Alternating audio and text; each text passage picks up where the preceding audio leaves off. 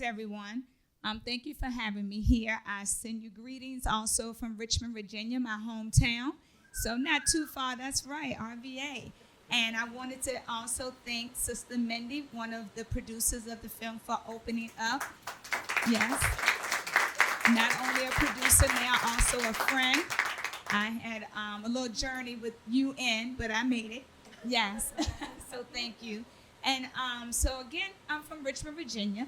I am the founder of Girls for a Change and the CEO. And I have the privilege, the honor of working with amazing young girls in my community. I've been doing this work for 20 years. And so I had an opportunity to do a TED Talk. And this TED Talk I was asked to do was for TED Women. And they wanted me to share about this rare dance that took place in a city jail in my hometown. But what they did not know is that the girls in the community were the ones who originally decided to do this dance. And I was just the advocate, the ambassador, the ally, all of those buzzwords. And so I decided that the girls needed to just, reach out to the sheriff and ask if they can have this dance. So the TED Talk explains this. And right after I get off the stage, I have a line of people waiting for me, right? And they were asking if they could write a book, if they could interview me, and if they could also do a film. And it was extremely overwhelming. And so I said, no. And then when I get home, and I just want to say this TED Talk was in Washington, D.C., okay? And I get home and my email has the same questions. Would you do this film? But everybody had an idea about this film. Their film was a jail story. And I was like, absolutely not. And then I received this email maybe a few years later from co-director Natalie Rae, and it was a story that centered the girls. She was the only one that said, I want to do a film with you about these girls that decided to do a dance in the jail. And that is what caught my attention. And so as I've been on this journey for 8 years with Natalie Rae, what we discovered is that it definitely wasn't a jail story, that it was a love story that we were going to tell. And so that's how we ended up here. A lot of no's to the absolutely correct yes. So it just takes time. And that makes so much sense. That's why you're one of the nominees for the Resilience Awards, and Shine Global appreciates this film so much because it centers the girls. It centers the girls, and that's so important. And speaking of centering the girls, so one of the challenges for documentary filmmakers, of course, is access to your subject and to place. And not only did you make a film about children, which is not always the easiest thing to do in terms of access, you also went into the prison. Yes. And so that's a couple of big hurdles right there. So I would love to know more about how you got over those hurdles and how you persisted to tell the story through those difficulties. Yes, access to children. So not only do I have access to children from filmmaking, I have them every day at my center. And the reason I have access to them is because the parents trust us. So my work is beyond a filmmaker. My work is that I am a community activist. And I have shown people in my community that I show up holistically for the well-being of Black girls. And so when you are consistent and you understand your purpose, it's not access, it's access opportunity. It's a partnership. It is an honor. It is my calling. And so it's very easy for me to show up and do this work with young people. And everybody should not work with them. So I have, the understanding because I co-create with young people. This film that you were able to see today is also part of what they wanted to do, what they wanted to say. And so Natalie and I had the understanding that the camera would be there like it is now and just roll with it, do your thing. And then they started to trust us. So that was the access. And so I have had access to prisons and jails. This is a jail, which is a difference, the Washington, D.C. jail. And again, why was I able to have access? I believe my work in Richmond, Virginia with Sheriff C.T. Woody, former Sheriff C.T. Woody now, he has been a true champion of this work. And also, it's been an honor to partner with him, right? And really think about what our families needed as a whole, inside as well as outside of Richmond, Virginia. And when the Washington, D.C. jail also saw the TED Talk, they reached out to former CT Sheriff Whitty, and he sent praises about our work and also our results. So when you also have measurable results and you have had success, it's easy to have access. Who wouldn't want to reduce their recidivism rates? Who wouldn't want to make sure that children can experience touch?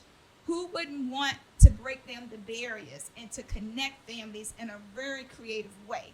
Then there's something that we need to do about why we voted for you if you would not want that. So when individuals who work at jails and prisons had access to like TED Talks and saw this, they usually would go to their sheriff or their warden and advocate for a program like this because of the success. And again, that goes back to showing up and being consistent and also being able to show, measurable and successful results, but also the impact is tremendous. And so that's the reason that I believe that we were able to build the trust in these really healthy and positive relationships with our partners in the criminal justice system. That's fantastic. And just you're touching on your work as an activist, advocate, and you made this wonderful film that can work, in that space. Yes. What are your thoughts on using film as a way to advocate for policies, for change, and how has this film helped you in that work and expand the work that you're already doing? Thank you. Great question, and I'm still learning a lot.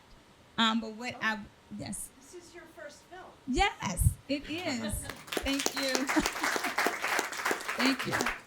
And I really leaned into the film the same way that I lean into my community work, with purpose. And I'm driven by, the individuals because their stories are in the palm of my hands.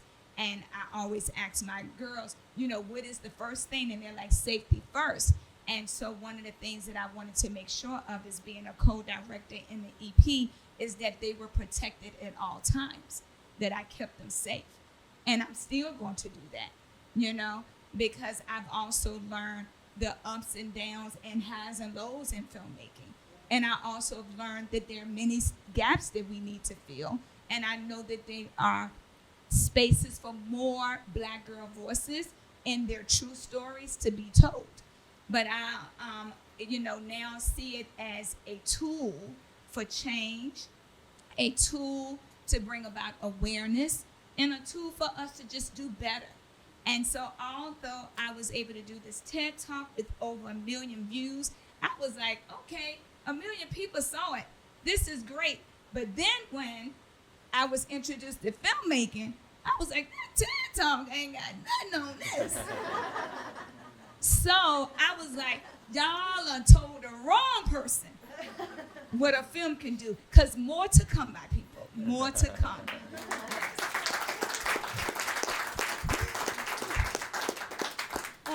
And before we open it up to some questions for the audience, I do have one more thought about watching the film, and it has so many themes. We were talking about forgiveness and mistakes and parents and children and all of those things. But one thing that really stood out when I watched this was the moment where we talk about touch and how important that is. And I think we all inherently understand that human touch is very important. We don't think about it consciously. And so I was curious whether when you set out to make the film, that was one of the points you wanted to make, or if that's something you kind of found in the journey of filming over time. That's a great question. I hope she's not taking all y'all questions, because she's killing it up here.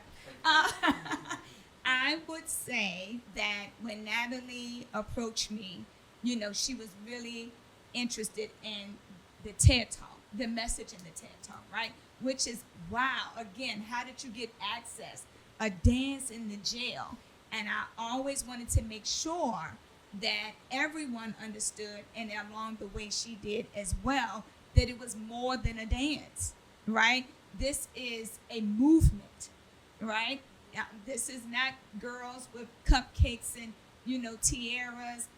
It is a program that really needs to be looked at with tender love and care. So what we have to do is be active listeners in this process. And I'm always learning. And as we were filming and working with the families, it was a common theme that came up from them.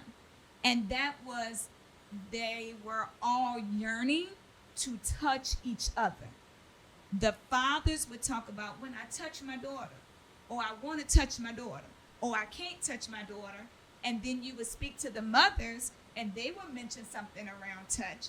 And then the girls would be like, well, I just want to hug my dad, or just touch him.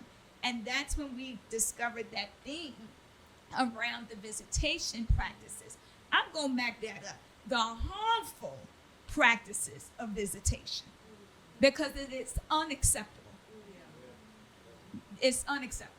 And so I learned a lot, because I'm so privileged that I have access to do a soul train line, that I didn't even realize that some policies had been changed around touching your loved ones that were incarcerated. And so the silent voices, the ones who were the wasted resources, went right back to the girls, right? No one talked about these children and how that really impacts them when they're not able to touch their loved ones that are incarcerated, and they did nothing wrong. And one of the things that former Sheriff C.T. Woody and I understood was that it was clear before research. It's just because we got some common sense. Okay? Sometimes you don't need research. You need the data for all of the funding, but at the end of the day, when you are looking at this and say, oh, they're humanizing them, we all are humans. Unfortunately, you have to sometimes be reminded and reintroduce yourself to yourself. But one of the things that we understood, again, was that when families are connected to their loved ones during the time of their incarceration, less likely they will return. And one of the things he would say, because Chad was in there, or because we did this particular event, is that the behavior and the brotherhood will increase for weeks after the dance. The men would cheer each other on that didn't even have an opportunity to be in the program, because they're just happy and joyful that you had this opportunity, and hope one day they will too. So that just goes to show that while we are fighting these harmful policies, that in the meantime we can be very creative about how we can make sure that children are connected to their parents during their time of incarceration, because they are not the ones that should be paying for the mistakes because their parent may have made, and I say may, and you already know why I said may, have made a poor choice. And so we just wanted to make sure that we, were able to spotlight this yearn for touch that was coming from every family member. We learned a lot. And now I will open things up to the audience. Yes, go ahead. I imagine that you must have had a big impact on a lot of these girls, and I'm just curious if you could share some examples of what the girls have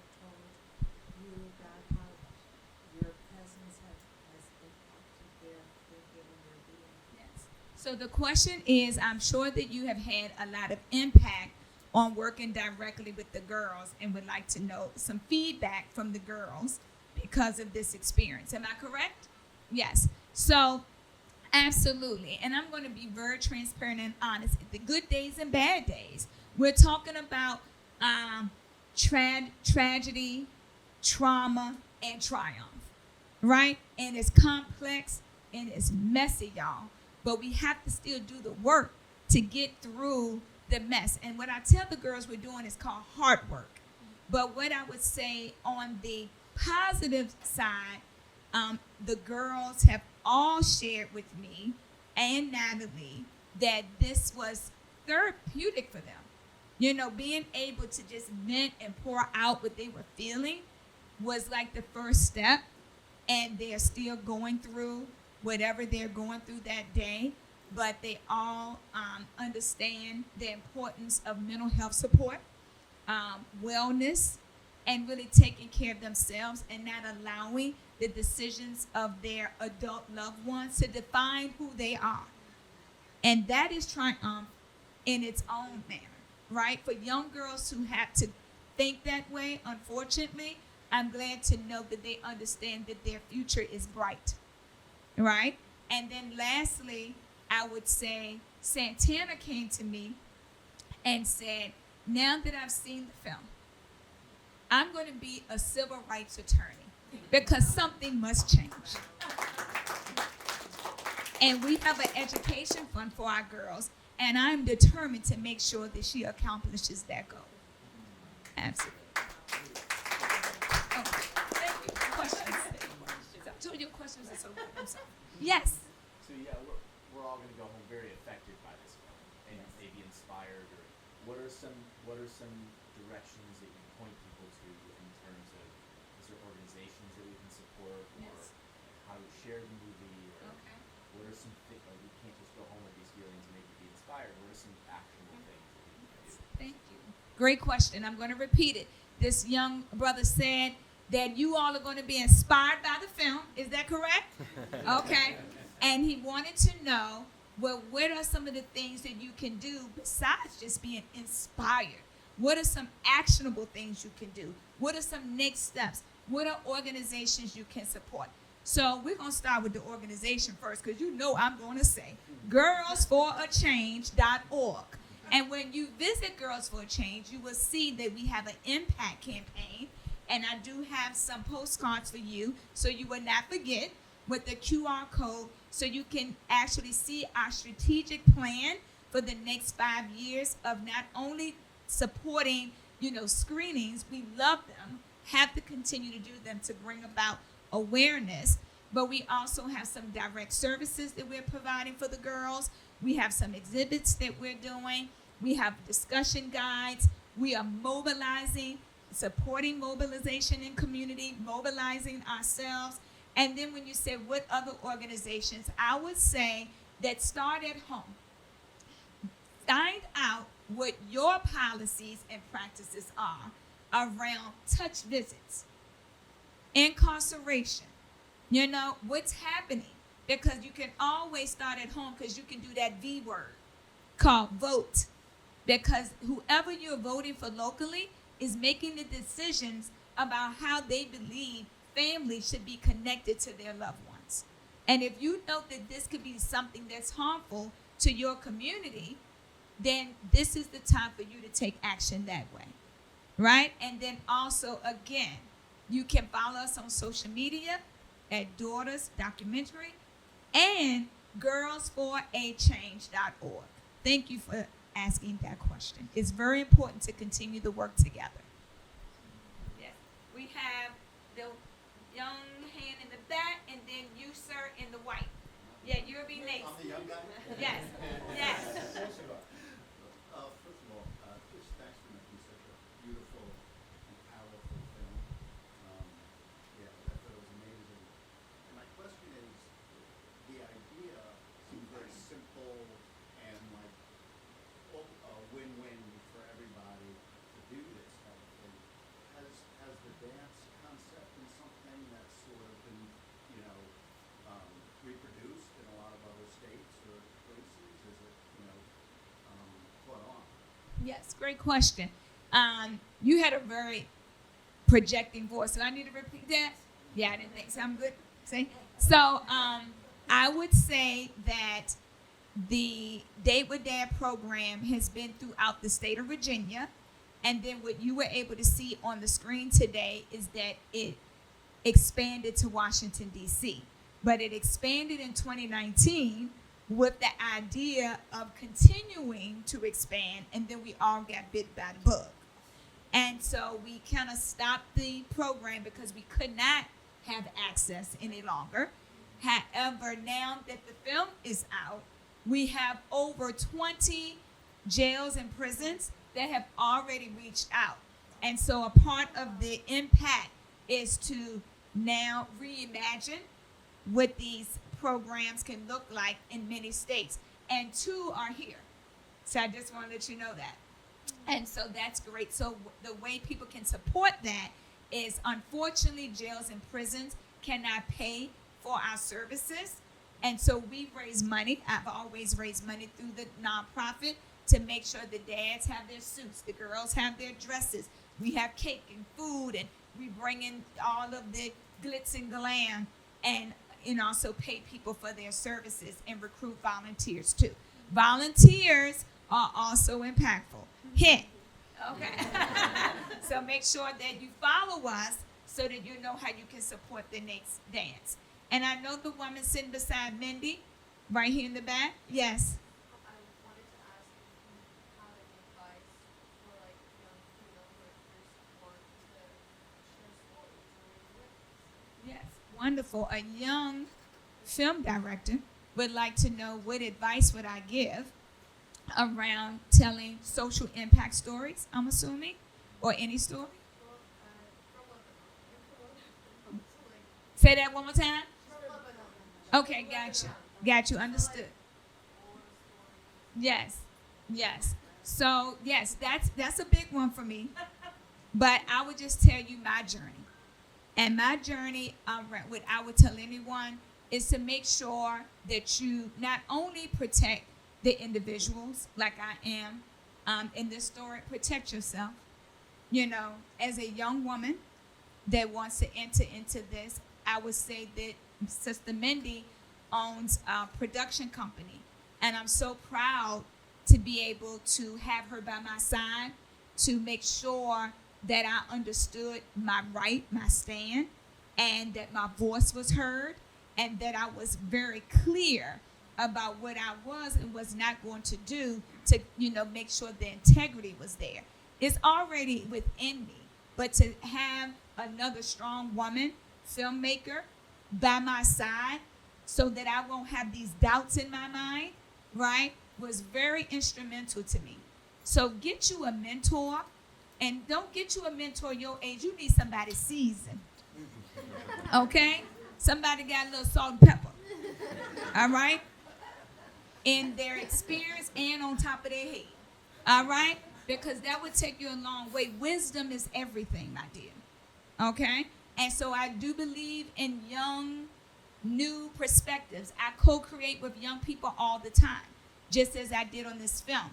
But if I didn't have someone who has already walked that path before me, I would be lost in Babylon. And you do not want to be there, okay? So I hope that's helpful. And our co-founders are here. Yes. Albie Hecht and Susan McLaury are the co-founders of Shine Global. Yes. Nice to meet you. Thank you. Wonderful to meet you. It's really an honor to be here Thank tonight. you. I wanted to ask you, could you imagine this film being used in the service of parole hearings for men in the films? Because that's what I'm sure I'm not alone in feeling so heartbroken hearing the lengths of the sentences of the 2 dads. I just think they are comes shining through in this film. Mhm. I would really hope that it could be used in that capacity. Is there any way that that's Yes. possible? And I'm going to repeat your question, which was an excellent question.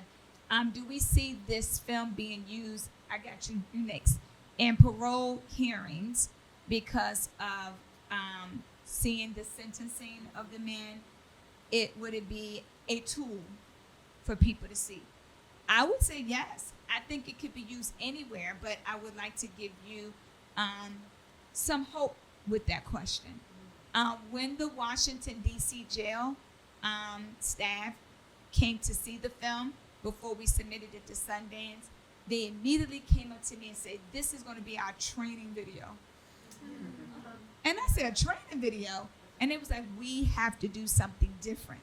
So if it starts with the people who actually have the real access, and every day they start to, just get complacent and start to lose focus and desensitize, can use something like this, and they admitted that, then I believe what you're saying is possible too, right? It just has to get in the right hands with the right people with the true heart, right? That's the goal. Great question, And in our impact journey, that's something that we feel like when people see the film, someone asked me at the last screening, "When are you going to do Daughters 2?" I said, Daughters 2 is what you going to do. Daughters 2 is what you're going to do. And that's an exact example. What has inspired you is not always looking for something. I was inspired because I didn't see something in my community. And so I decided to do something about it instead of waiting and then when everybody going to do something for the unmet needs of black girls. And I decided to prepare black girls for the world and the world for black girls because I didn't see anyone else doing it, right? So use this film as your tool to fill in those unmet needs and gaps as well that were not addressed here because there's so many more themes, so many more opportunities. So thank you. Yes. And we have one more. Yes, I promised you. So my question is, what support system do you have in place for the men that are still incarcerated that can begin to do the necessary work before they come home? So when they come home, they just have that much more of a chance to stay home and be with their daughters and the rest of their family. Yes, great question. Did everybody hear that? Because he projected. That's right. Thank you, brother. Great question. Absolutely. So as you know, with the film, we have to edit a lot. And there is what we call aftercare for our entire families. So our girls receive aftercare through support groups as well as the fathers. So unfortunately, when COVID hit all of us, the aftercare program had to be cut short for those men. But we partnered with a few organizations that are in DC, and the fathers that participated also found some of their own, and our social worker, Clinique, that you saw also connected the fathers, families, and girls to services. The way that the Date with Dad program is designed is to make sure that when the father returns home, exactly what you said, that he stays home, right? Through the program that you could see vividly with Chad, but also we tap into resources that are on the outside. Because what we are trying to make sure that we convey is just because the father is locked in, he should not be locked out of the lives of his children. And so Chad asked that question. I know you don't want to come back in here.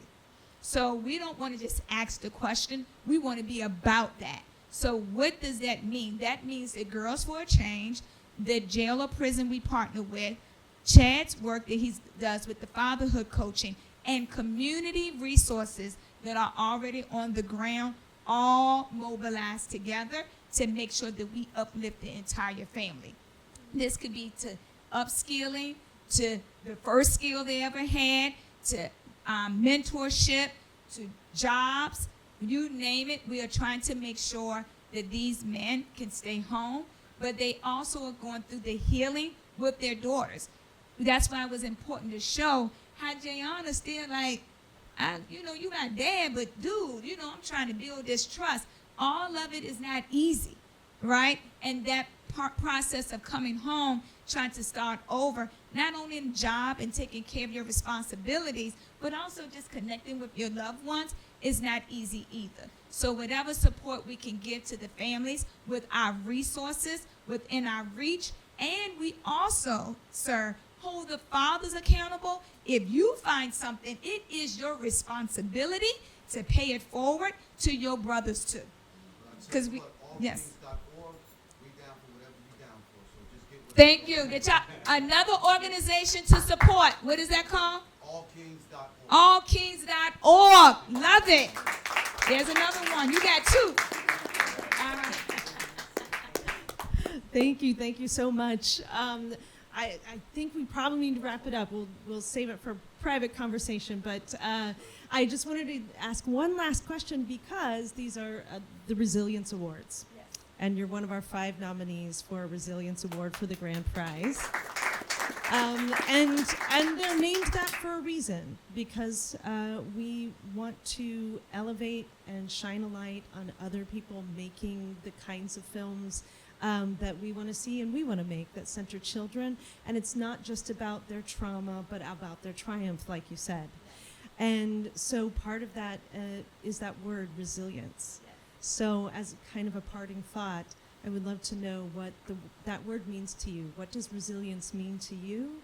And how do you and how do you see it reflected in the people in the film?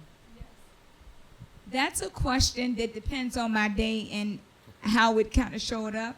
But today I would say resilience means that you are your greatest ambassador. Wait on no one. Because what I share with my girls every day, you are who you've been waiting for. That is true resilience. At the end of the day, you are your greatest ambassador. So what are you going to do? That's resilience. Thank you so much. Thank you. And thank you all for being here tonight. And if you want more information about Shine Global and the Resilience Awards and you want to see which film won, check in with us, shineglobal.org. Thank you so much. And thank you, Angela. Thank you.